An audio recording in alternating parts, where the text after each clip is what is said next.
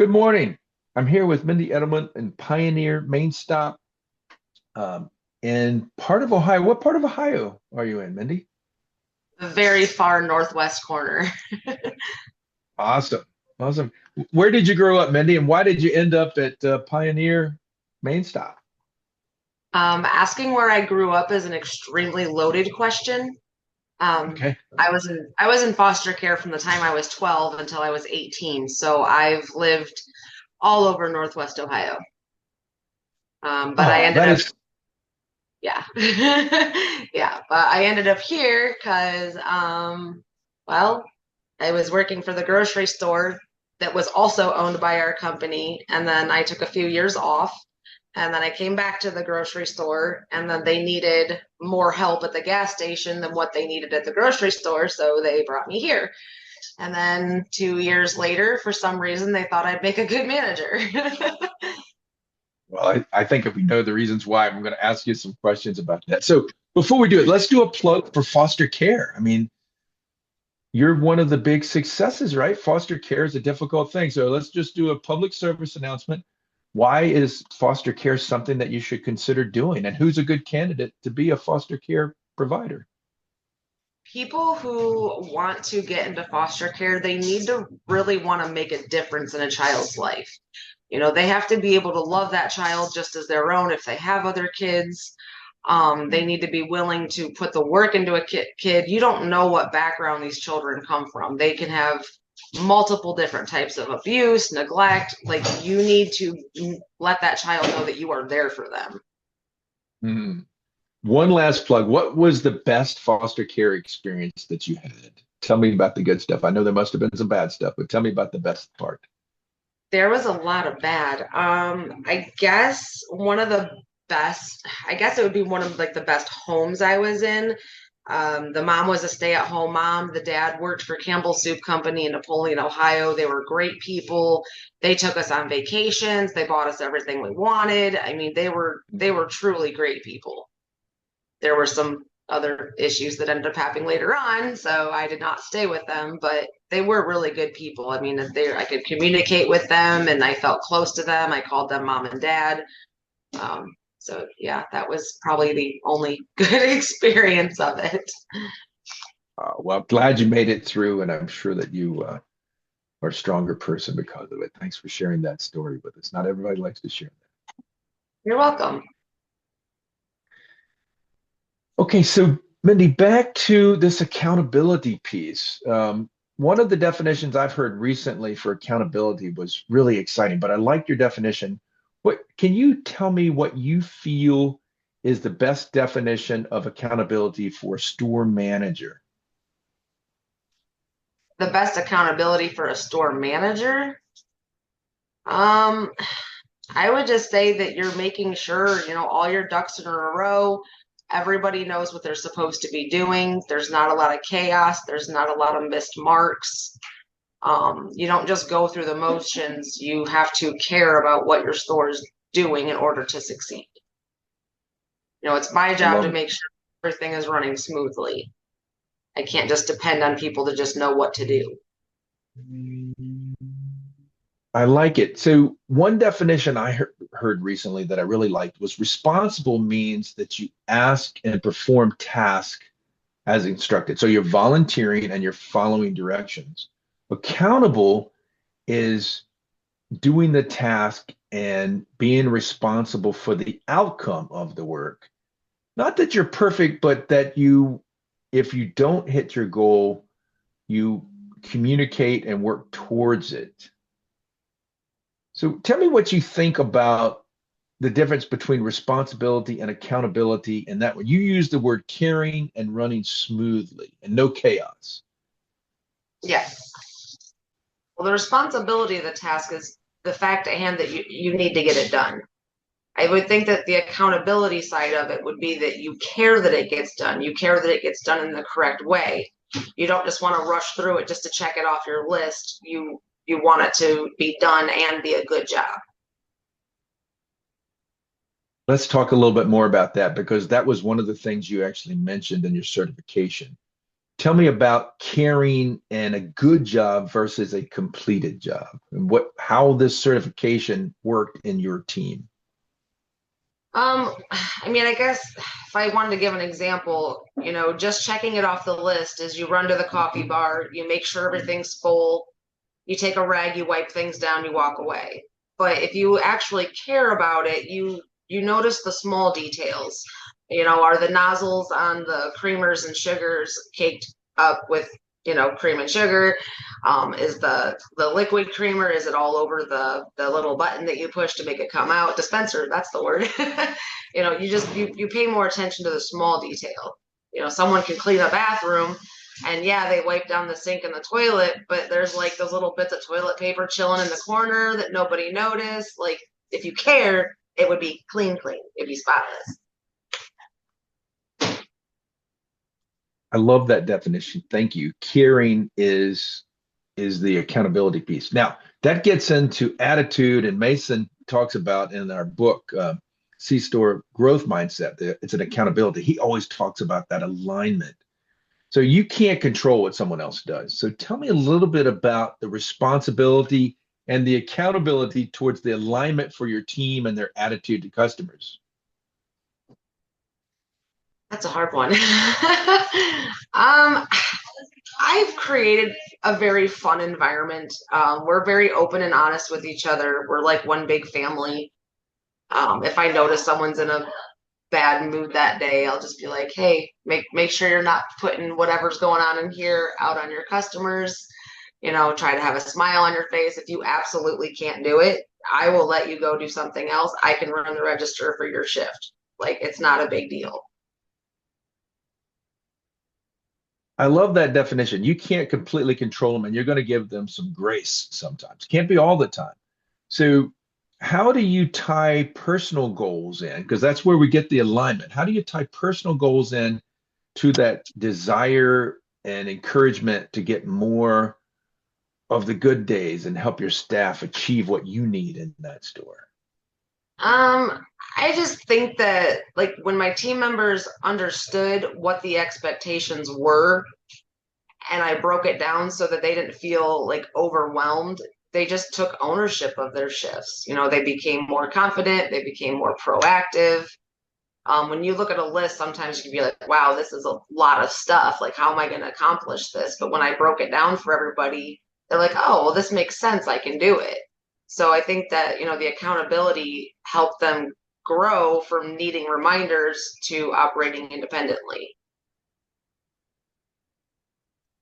Operating independently and growth. Now, specifically, how do you not step into that private space, but yet engage with personal goals with your staff? I don't have any personal boundaries. I know that's awful, but we really don't. When it comes to hiring people, I have a really good feeling on people. I was born with it. So when I have an interview with somebody and I feel like they're a very private person, they don't open up well, I'll probably find somebody else because we're all open and honest. Like, people come in and tell me about their kids and their moms and their stepmoms and in-laws. I hear everything. There's nothing my employees can't tell me, and I literally mean anything, from medical to everything. I love it. How do you stay open and authentic, maintain professional requirements, but build this great teamwork that's very personable with this openness? Um, Man, I mean, I guess when employees feel comfortable communicating honestly, they're more receptive to what's the word I'm looking for? To feedback and growth. So the more comfortable they feel with me, the more that they take responsibility in their job. Like, not only do they take, what's the word I'm looking for? Like, not only do they take pride in their job, but they take pride in working for me personally. So that's the caring. Yes. You Yes. sound like Kim Scott, radical candor. It's like be very direct, which I think you're saying your team is, but care deeply as well. And that's a two-way street, isn't it? It's like responsibility and mutual respect. Like they come together. I love it. All right. So we ask store managers to work with us to do certification projects, and it's extra work. But we always try to focus on something that needs to be done in the store. So in this case, you reported that you really liked it and you would do it again. What is the key for you that allowed you to do this extra documentation and still run your store? Or why did you choose to do this project? What's the motivation for another store manager? Well, before the project, I noticed there was a lot of inconsistency in task completion, like between shifts. Some team members required frequent reminders, while others felt like they were carrying more of the workload. So it basically just created a lot of frustration and uneven performance. And I realized that the root issue wasn't really effort, it was just a lack of clear ownership and structured accountability. Wow, that's very perceptive. So you're saying that you did an assessment of your store and you had to kind of look at yourself because you held yourself accountable to this and you chose something that was not directly related to completing the day's work, but was more long term. Yes. All right. So now, as we move into why this worked and when you're going to do it next, tell me a bit about your own assessment of your store, how you were able to find that issue and why you like this approach and you would use it again for, documenting and team building for a specific, say, accountability or upselling or team building exercise. I mean, I'm a really busy store for starters.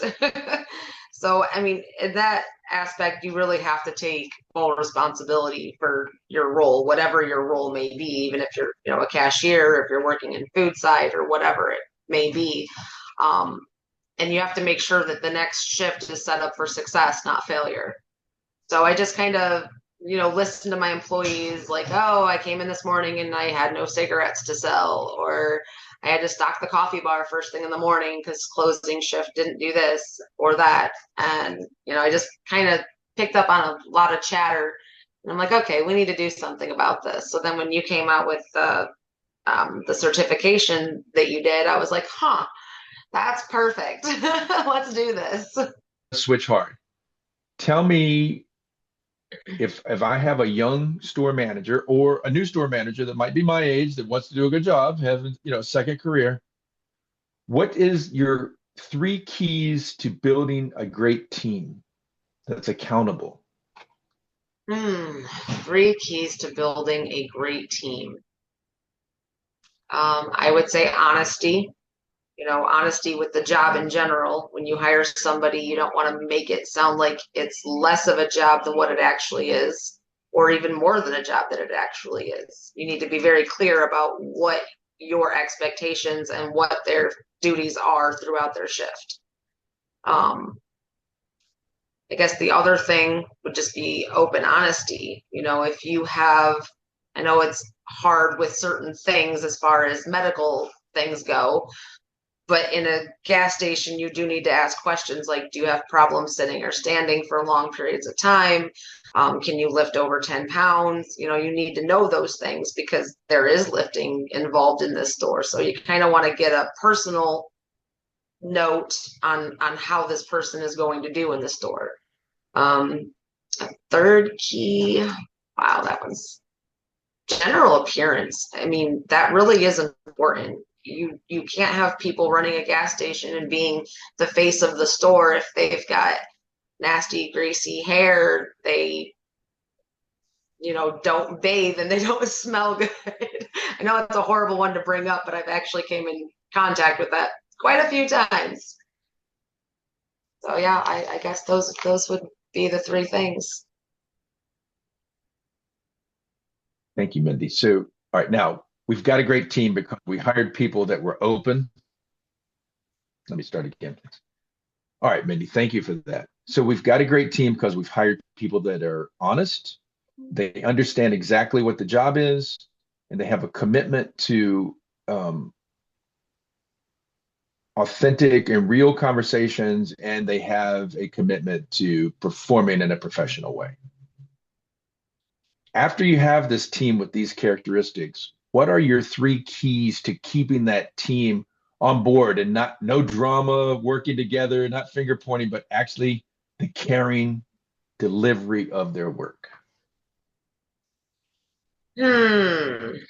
Wow, that one's a tough one. Um, I would say that the accountability side of, how I treat my employees, like they know that I know they're accountable. I'm not a micromanager.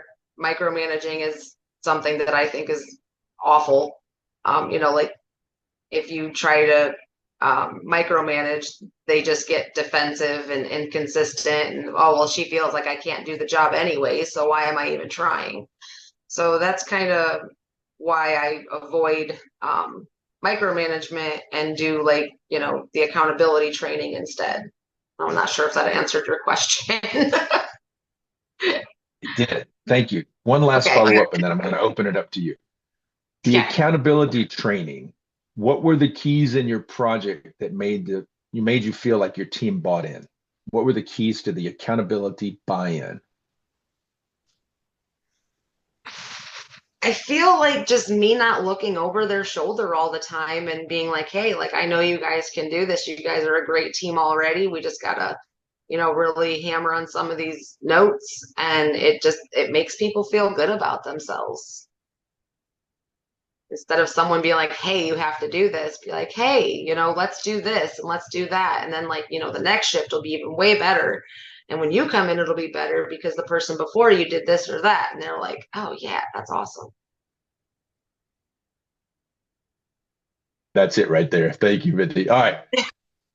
Mindy, you had no advice, no topic. It can be about foster care. It can be about blue skies. What advice do you have for living your best life? Oh, living your best life. Um, don't let others tell you what you can and can't do. Don't let someone's opinion of you bring you down in any sort of way. I've been told, with everything I've been through, I've been told lots of times that I wouldn't amount to anything and I wouldn't have a college degree and blah, blah, blah, blah, blah. And I'm living proof that that's not true. Don't, don't, don't ever listen to anything negative that other people have to tell you about yourself. I love it. Thank you so much.